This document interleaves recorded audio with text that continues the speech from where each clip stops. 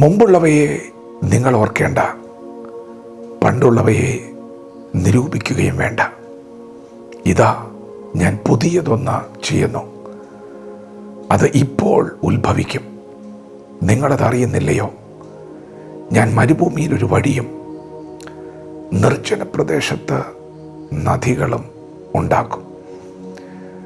ദൈവത്തിൻ്റെ മാറ്റമില്ലാത്ത വചനം ശ്രദ്ധിക്കുന്ന പ്രിയപ്പെട്ടവരെ, ദൈവത്തിൽ ആശ്രയിക്കുന്നവർക്ക് വേണ്ടി കഷ്ടദിവസത്തിൽ ദൈവത്തെ ശരണമാക്കുന്നവർക്ക് വേണ്ടി ദൈവം അത് ചെയ്യും.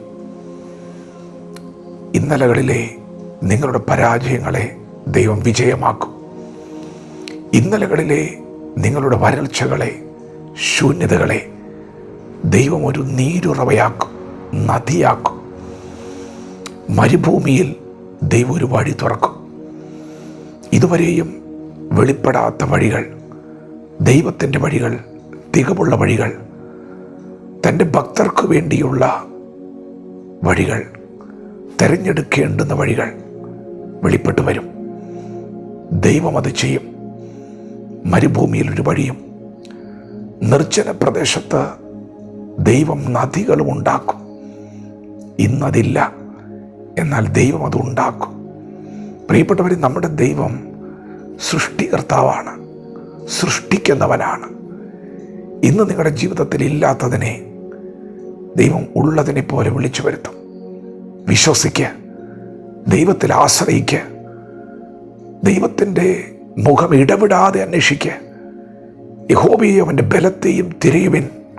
അതെ, വചനത്തിലെ ശക്തിയെ തിരയുക. ദൈവത്തിൻ്റെ വചനത്തിൻ്റെ നന്മ കാണാൻ വേണ്ടി കാത്തിരിക്കുക. ദൈവം നിങ്ങൾക്ക് വേണ്ടി പുതിയതൊന്ന് ചെയ്യും. അത് ഇപ്പോൾ ഉത്ഭവിക്കും എന്ന് പറഞ്ഞാൽ ഇപ്പോൾ നിങ്ങൾക്ക് വേണ്ടി പുതിയതൊന്ന് ചെയ്യാൻ ദൈവം ശക്തനാണ്.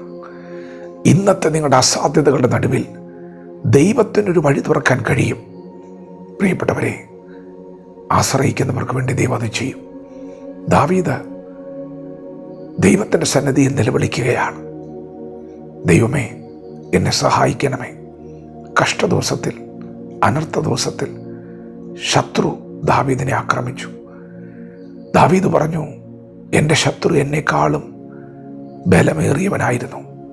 എങ്കിലും എൻ്റെ ദൈവം എൻ്റെ പ്രാർത്ഥന കേട്ടു. ബലമുള്ള ശത്രുവിൻ്റെ കയ്യിൽ നിന്നും ദൈവം എന്നെ വിടുവിച്ചു. ഉയരത്തിൽ നിന്ന് കൈ നീട്ടി എന്നെ പിടിച്ചു.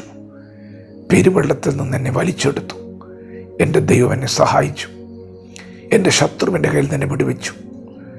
ദൈവം എന്നെ ശത്രുവിൻ്റെ കയ്യിൽ നിന്ന് വിടുവിക്കുക മാത്രമല്ല, ഇന്നലകളിൽ ബലഹീനമായ എൻ്റെ ജീവിതത്തിൻ്റെ കുറവുകളെ ദൈവം കണ്ട് ശക്തി കൊണ്ട് എന്നെ അരമുറുക്കി.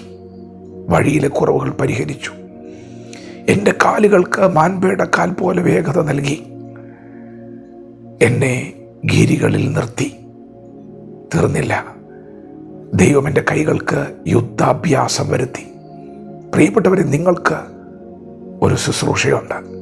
ഇന്നലകളിൽ ശൂന്യതകൾ, വരൾച്ചകൾ, കഷ്ടതകൾ, ശോധനകൾ നേരിട്ട നാശകരമായ കുഴിയിൽ നിന്നും, കുടഞ്ഞ ചേറ്റിൽ നിന്നും വലിച്ചെടുത്ത നിന്റെ ജീവിതത്തിൽ ദൈവത്തിന് നിന്നെക്കുറിച്ചൊരു പദ്ധതിയുണ്ട്.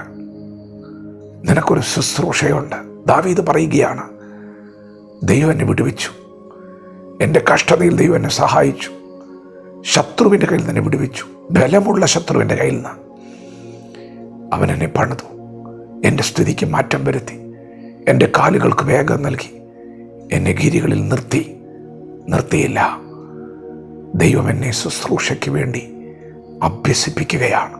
അതെ, നിന്റെ ജീവിതത്തിൽ ഇന്നലകളിൽ വന്ന ശൂന്യതകൾ നിന്നെ ശുശ്രൂഷയുടെ തലങ്ങളിലേക്ക് വളർത്താനുള്ള ചവിട്ടുപടികളായിരുന്നു. ഇന്നലകളിൽ നിന്റെ ജീവിതത്തിൽ വന്ന തകർച്ചകൾ, മറ്റാർക്കുമില്ലാത്ത വേദനകൾ നിന്നെ ദൈവത്തിൻ്റെ കരങ്ങളിൽ ഇണങ്ങിയ ഒരായുധമായി ഉപയോഗിക്കുവാനുള്ള ചവിട്ടുപടികളായിരുന്നു. പ്രിയപ്പെട്ടവരെ, ദൈവത്തിന് നിങ്ങൾ ഉപയോഗിക്കാനുണ്ട്. നിങ്ങൾക്ക് ദൈവത്തോട് കടപ്പാടുണ്ട്, ദൈവത്തോട് നന്ദിയുണ്ട്. ജീവിതത്തിൽ ഒരു കഥയുമില്ലാതിരുന്ന സ്ഥാനത്ത് നിങ്ങൾക്കൊരു മാന്യത വന്നിട്ടുണ്ടെങ്കിൽ നിങ്ങൾക്കൊരു ശുഭഭാവി വന്നിട്ടുണ്ടെങ്കിൽ, ഒരു ലക്ഷ്യബോധം വന്നിട്ടുണ്ടെങ്കിൽ, പ്രിയപ്പെട്ടവരെ, നിങ്ങൾക്കൊരു ജീവിതം ഉണ്ടായിട്ടുണ്ടെങ്കിൽ, അത് തന്നത് യേശുവാണെങ്കിൽ നിങ്ങൾക്ക് യേശുവിനോട് കടപ്പാടുണ്ട്. ഇനിയുള്ള നാൾ ദൈവമേ ദൈവസന്നിധിയിൽ ഒന്ന് സമർപ്പിക്കണം.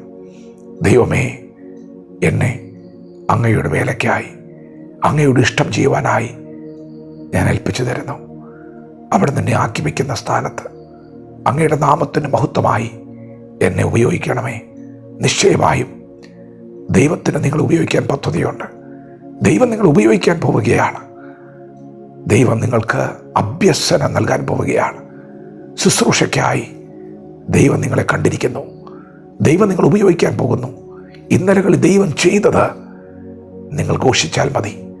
മറ്റാർക്കുമില്ലാത്ത ചില ശോധനകളുടെ നടുവിൽ ദൈവം നിങ്ങളുടെ കാലുകൾ ഉറപ്പിച്ചതും ഇന്ന് പകൽ ദൈവം നിങ്ങൾ നടത്തുന്നതുമായ അത്ഭുത പ്രവൃത്തികൾ വർണ്ണിച്ചാൽ മതി.